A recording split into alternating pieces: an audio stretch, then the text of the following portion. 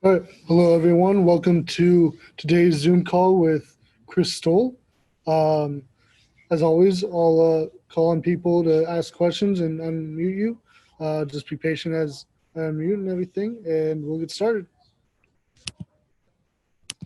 We'll get started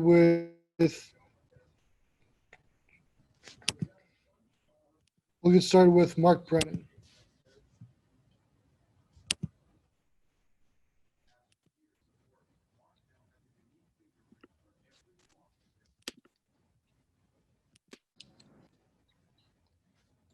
You have me, Paul? Yep. Sorry about that. Hey, Chris, thank you for joining us today. Of course. Good morning. Hey, can you tell us how you became a long snapper? It seems like a kind of an interesting skill to have. And was there a point when you realized that you could be pretty good at this, maybe at the college level?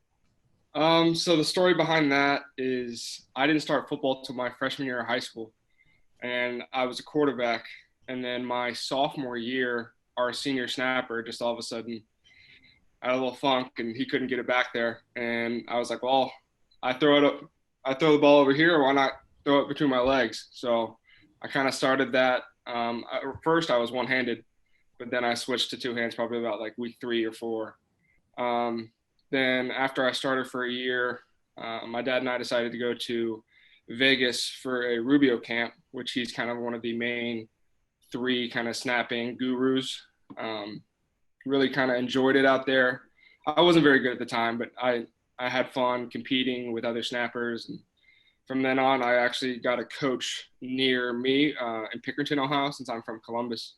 And he really kind of molded me and made me what I am today. And from that point on, I was like, okay, this is something that I can do at the next level. Greg Pickle.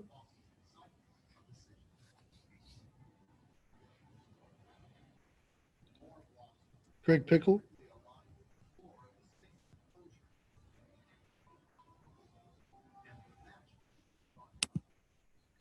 Hey, Paul, this is Mark again. Do you have me? Yep. I had to unmute myself, so people may have to do that on their own. Okay. Paul, that's my fault. I'm sorry. I don't know why it wouldn't unmute me. It just kept saying error, error, error, error, error. All good. Good to go. Hi, Chris. How you doing? Good. How are you? I'm doing well. Thanks so much for your time. Just wanted to get your thoughts on how things have been since you've been back, if you are back, and what you're most looking forward to about, not just the next couple of weeks, but also the start of camp possibly in August. Being back has been definitely different. I really enjoyed kind of being with the guys who are in my specific group. I really enjoy being back with my roommates. Being in quarantine and isolation with my family was awesome, but at some point you get kind of tired of it. No offense to my family or anything, I love them to death, but really kind of the next few weeks, I think camp's supposed to start in 2 weeks, maybe a week. Really just going to try to get my body as close to in shape as I can.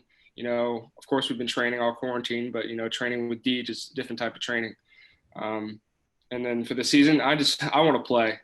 I really hope we can play. And, the Big Ten came out and said we're going to do just a big conference only schedule, and I super support that. It sucks that we can't play a non-conference, but still, we love playing Big Ten football, and I can't wait. I really hope it happens. Tyler Donahue. Hi, Chris. Thanks for your time today. Hope you're doing well. Wanted to jump into this week and what it kind of means for the preseason preparation for college football. We know that it hit a new phase in becoming more formal for workouts. Is that something that you can notice versus the voluntary stuff that's been going on? I know it's all still technically voluntary, but this week represented a step forward on the NCAA's plan. Is that something you have noticed? No, our guys are really good at, if it's voluntary or if it's mandatory, our guys are there. Our guys are working. We love to be around each other and push each other during workouts. So I don't see any change. Peter Terpstra. Hey, Chris. how worried are you about there being a football season? It seems like information changes daily. I feel like we're kind of on a roller coaster. A number of weeks ago might have been a bit more positive. How much do you think about those things, and is it hard to kind of push them aside? I think I'd be lying to you if I said I didn't think about those things. They're all over social media, getting ESPN updates all the time. Oh, Big Ten's only playing Big Ten schedule. Pac-12 might do something. Who knows? I really believe that, if we just keep putting our work in, that's the only thing we can control right now. The other stuff, it's out of our control. The only thing we can do is keep working hard, keep working on our crafts, and go from there. New bias Wilborn. Hey man, thank you for doing this, Chris. I really appreciate it. From there, just for you, how would you describe these last 2 weeks being back on campus, from getting that first test, waiting on the results? What was that whole thing like for you, man? It was okay. Actually, my first test, so I deal with allergies. My nose was just completely stuffy, and then they had to put that thing up there. It was kind of rough, but just when we had to wait for our results, it was okay. I was just in my apartment with my roommates, just enjoying their company for the first time in a long time. And yeah, I mean, every test that we get, every 2 weeks or so, it's going to stink, but I'd rather do that than not play. So I'm willing to do whatever it takes. Audrey Snyder. Chris, I believe Jordan Stout's family was telling me that you spent some time with him during the shutdown. You guys got to train together in Virginia. What was that like for you, and what's the relationship been like between you and Jordan? Jordan's my best friend. Him and I are really close. I think it was like 3 or 4 weeks into quarantine, right after spring break, where Jordan was like, "Hey, come down for a week or so and get some work in." He's really focusing on punting, and obviously he's punting, kicking, holding, kickoff. Like he's doing it all, but he really wanted to focus on punting, and he needed a snapper. So his family welcomed me down, and I actually stayed for 3 weeks instead of 1 week.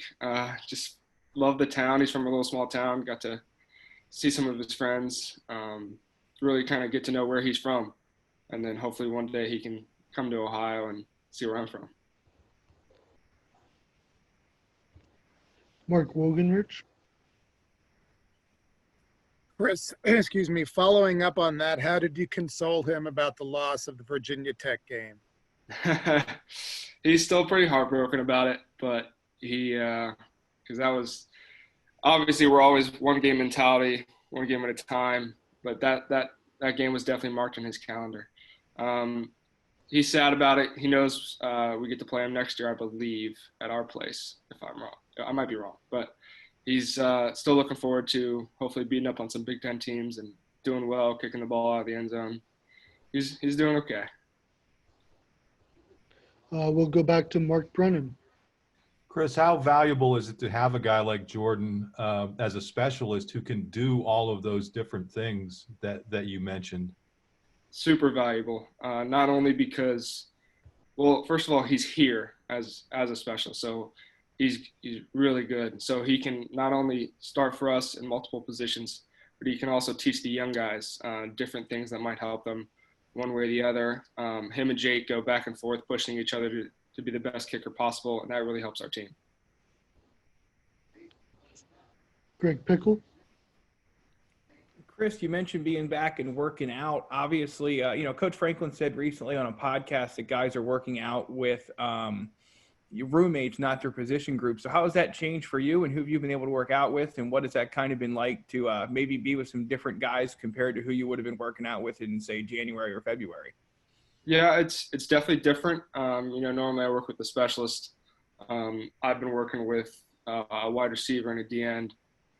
It's really just different because, the strength of those guys and how hard they work is very evident every day working with them. And then not only in the running, normally we run with probably about 50, 60 guys, and now we're only running with 18. So you really get to see the leadership of everybody, the camaraderie, how everybody pushes everybody. It's really neat to see, and it's really neat to be a part of. Tyler Donahue. Chris, hypothetically, if Penn State were to add a left-footed kicker, and you were preparing for games and competitions with a right-footed kicker and a left-footed kicker, how would that change the day-to-day practice process? How does that change the actual protocol procedure for executing such an attempt? So it doesn't really change much for me or for the kickers themselves. It'll just be on the holder. Either if we have to have two different holders, one who's better holding for lefties or one who's better for holding for righties, or Jordan can do both. That's kind of how it would go. I'm sure during practice, each would get, equal reps. And because especially with lefties and righties, I know left hash might be more difficult for a righty, but that's easy for a lefty, and then vice versa. So the more work that they get, not only with the holders and the snappers, but just on each hash, different distances, that'll work out well. Peter Terpstra. Hey, Chris, if we're able to get this football season going, what kind of escape do you think that can kind of be for people if they're not allowed to go to the games, if they are allowed to go to the games, whatever? How important do you think sports might be? So important. I think, I forget what it was, but I think a couple of weeks ago, my roommates and I were stuck watching competitive cornhole on TV. And we're just going nuts because we just want that competitive atmosphere on the TV. We want sports so bad. And I'm sure we're not the only ones in the country. Nebias Wilborn. Just make sure I heard you right. So you mentioned, was that an accident on the Virginia Tech being on the schedule next year? I think the last time I checked, we were doing a home and home, but I could be wrong. Okay. To make sure, I was kind of confused. And then from there, you mentioned watching the bags, the competitive bags, and what other things have you been watching? What have you been doing, particularly being quarantined with your time? I mean, we play our own bags in the backyard. I have some boys from home, but really we kind of watch replays of stuff, whatever is really on TV, or we watch on Netflix and Hulu. I've actually been golfing. I'm an avid golfer. I like to go out and play by myself, so I don't have to be around anybody and just kind of hit the links. So that's about it. Audrey Snyder. Chris, obviously growing up where you did in Ohio, got to ask, did you grow up on the Buckeyes? And what was that kind of like if you were an Ohio State fan as a kid? Yeah, I was definitely an Ohio State fan. Being 15 minutes from Columbus, you have to be. If you're not, something's wrong with you. First 17 and a half years of my life, 18 years of my life was all for the Scarlet and Gray. But, as soon as I got to Penn State and really engaged in the culture that Coach Franklin has established, never going back, never looking back. My family's all on board, still working on the extended family, but really just love it here. And, of course, I respect Ohio State and all that they do. Growing up a fan, watching Troy Smith and all them for all those years. But the more I learn about Penn State and their history, I just love it more. And just to clarify what Chris said earlier, Virginia Tech's return on the schedule is in 2025. Oh, that stinks. And we'll move on to Mark Wogenrich. Chris, what is it like to work out day in, day out, knowing that an announcement could come where they say you're not going to play football? Like I kind of said before, as much as I try not to look at it, I can look at those type of stuff of, tomorrow technically they can cancel our season, or, week 3 they can cancel our season. I think that's all stuff that I can't control, and the thing that I can control is working out right now and doing the best that I can to prepare myself for a potential season. We'll go back to Mark Bryan. Chris, where are you with respect to potentially getting a scholarship? Has there been any discussion about that, and how big would that be for you if that were able to happen? I'll leave that up to Coach Franklin and his staff. Obviously, that would be amazing to help out my family. But, I know that Coach Franklin has a lot on his plate and he's going to do what he needs to do. I also trust him and I'll play for him whenever. And really just kind of enjoying what I have right now. You know, last year was my first year starting. Really loved it. Got to see a bunch of different places. It was just kind of a whole new feel than, you know, sitting on the bench. But, you know, in time it'll happen, and I'm just going to be patient. Greg Pickle. Chris, thanks again for your time today. I think as the return to campus got closer, we could all kind of assume that things like mask and social distancing, temperature checks, all of that would be a part of the new normal workout routine at Penn State, at gyms, whatever. But is there maybe one thing that's been in place that's either surprised you or been something you've really started to enjoy, even though it's new?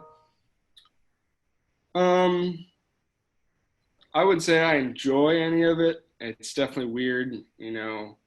Lifting in a mask is definitely difficult. Just got to get used to the breathing and, you know, running outside, running in these small groups always happen to be, you know, social distancing, you know, not one right after the other during the workout. You got to wait a little bit, which sometimes is good for more rest, but sometimes, you know, we're still pushing it. So I wouldn't say anything is weird or bothersome, or that I really like any of it, but, you know, it is what it is and I just got to make the best of it. Tyler Donahue. An interesting dynamic in your specialist room seems to be the fact that in a single game you could have Jordan holding for Jake on a field goal within 50 yards, and then if there's a long distance one, maybe Jake holding for Jordan. I think I said that all right. At the end of the day, you know, how unique is that possibility? And you know, we had kind of gotten some intel on Jordan that he felt like Jake was improving in that capacity. Do you see Pinniger being able to hold for Jordan consistently and realistically on those long distance field goals? I do. I know Jake's been working really hard with me, but with, you know, getting snaps in almost every other day. And I think, you know, even if someone else on our specialist or even a quarterback or wide receiver who wants to hold for Jordan or even hold for Jake, if, you know, Jordan's leg is dead from kicking all game, I think we'll have enough practice and have enough reps during camp to get anyone prepared, Jake or Jordan or anybody else. Peter Terpstra. I feel like snappers are overlooked. How difficult is it to be, you know, consistent enough to do it at a high level to play Division I football?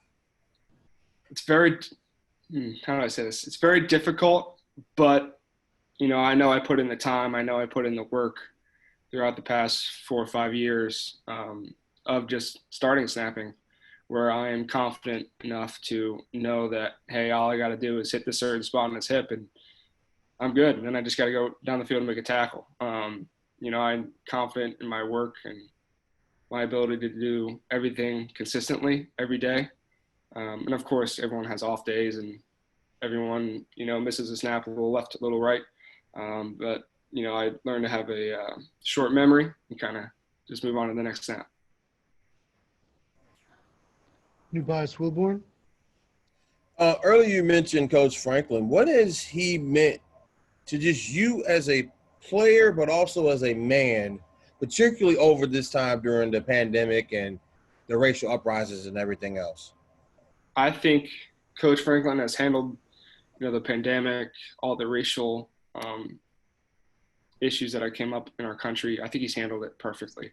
I really respect Coach Franklin. Really one of the main reasons I committed here, how personable he is, how respectful he is, how he treated my parents. And I know he does that to every other player. You know, with this pandemic, I think he's handled it very well. Always keeping us in the loop, making sure if we have any questions, we can always contact him. And then also, you know, giving us some perspective on his background and Fumi's background, and just especially me, you know, as a white male, is very interesting to see. And I obviously want to learn more about everything that's going on and any way that I can help. And he's been very helpful with that. Audrey Snyder. Chris, you mentioned the workout groups of like 18 or so. Who are maybe some of the guys who've stood out to you in terms of leadership in your particular group? Isaac Lutz, Nick Tarburton. Zach Kuntz has really taken a leadership role. Jake Pinniger has definitely taken more of a leadership role. And probably those are the main 3 or 4 guys that really have kind of stepped up, are very positive in their leadership. It's nothing like derogatory or demeaning. They're always uplifting you, making sure you get the next rep, making sure you're pushing each other to be the best that we can be. And it's a very, very positive environment, and I'm very happy to be a part of that lift group for me. And we'll finish with Mark Wogenrich. Chris, you discussed Ohio State earlier, and I remember last fall before playing out there, you talked about what happened to all your Ohio State stuff growing up. You had a lot of gear. What'd you do with it? We sold a bunch in a garage sale, gave a bunch away to family, friends. There might be a baby picture or 2 of me and some Ohio State gear, but those are hidden. So all of it's gone, and my house is now flooded with Penn State gear, blue and white. All right. Thank you, everyone, for joining